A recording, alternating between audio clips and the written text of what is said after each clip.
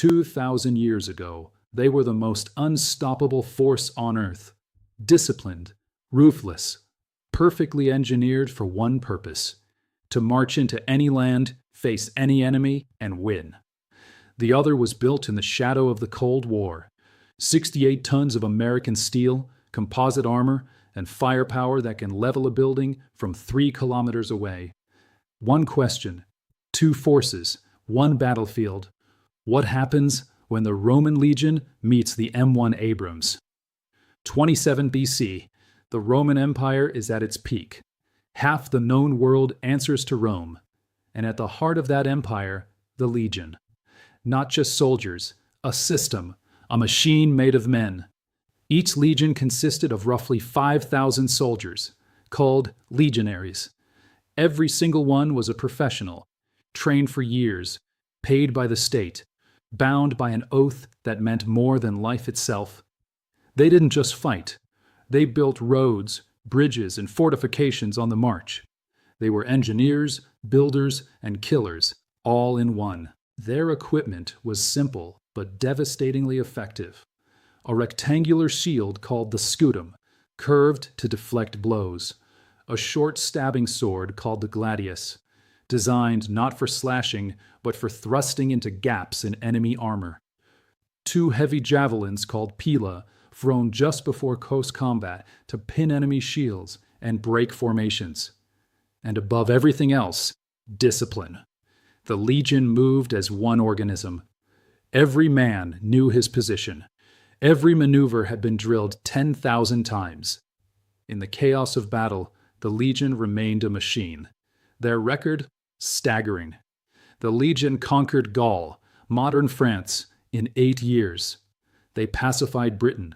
They marched into the deserts of the Middle East and came back with new provinces. For 500 years, no force on earth could stop a Roman legion in open battle. Not cavalry, not war elephants, not numbers. The legion had seen it all and beaten it all. But they had never seen anything like what's coming. The Cold War is at its height. NATO needs an answer to the Soviet Union's thousands of tanks rolling across the European plains. The answer is the M1 Abrams, named after General Creighton Abrams, a man who once said a tank commander should be the first one out of the hatch when things got dangerous. The machine that bears his name lives up to that spirit. 68 tons. That's heavier than some ancient warships. Powered by a Honeywell AGT 1500 gas turbine engine, the same type of engine that powers aircraft. It generates 1,500 horsepower and can push this 68-ton monster to 67 kilometers per hour cross-country. The Romans marched at 15 kilometers per day. The Abrams covers that in under 15 minutes.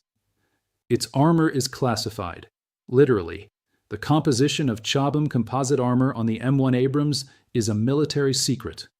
But what we know is that it has stopped everything thrown at it. RPGs, anti-tank missiles, artillery fragments, and the weapon, a 120mm smoothbore cannon. It fires a depleted uranium penetrator round at 1,700 meters per second.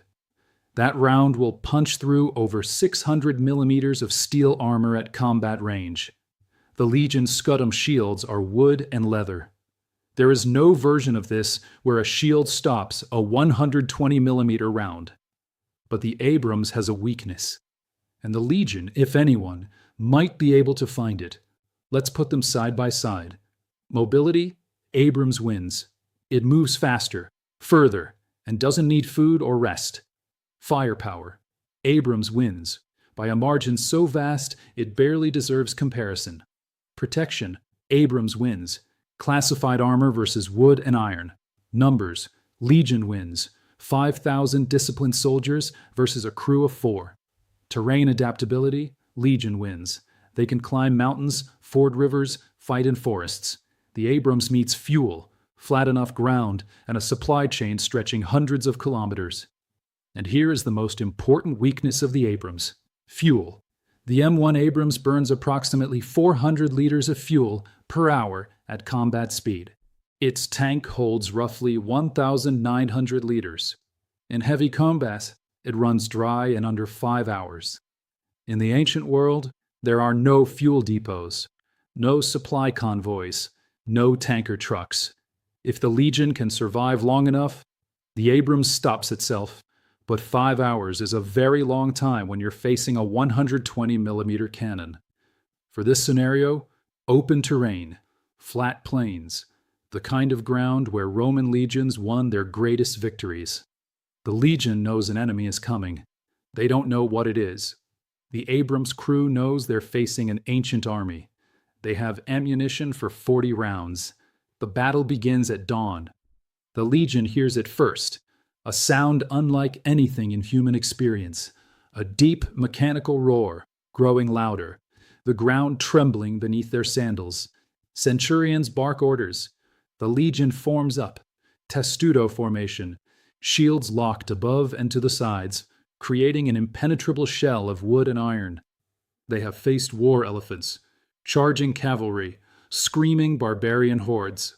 They lock their shields and march forward. The Abrams crests a ridgeline. The commander looks through his thermal sight at 5,000 men in perfect formation, marching directly toward him. He has never seen anything like it. He fires.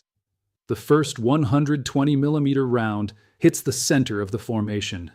The explosion tears a hole 40 men wide. The Legion does not break. This is what makes the Roman Legion terrifying.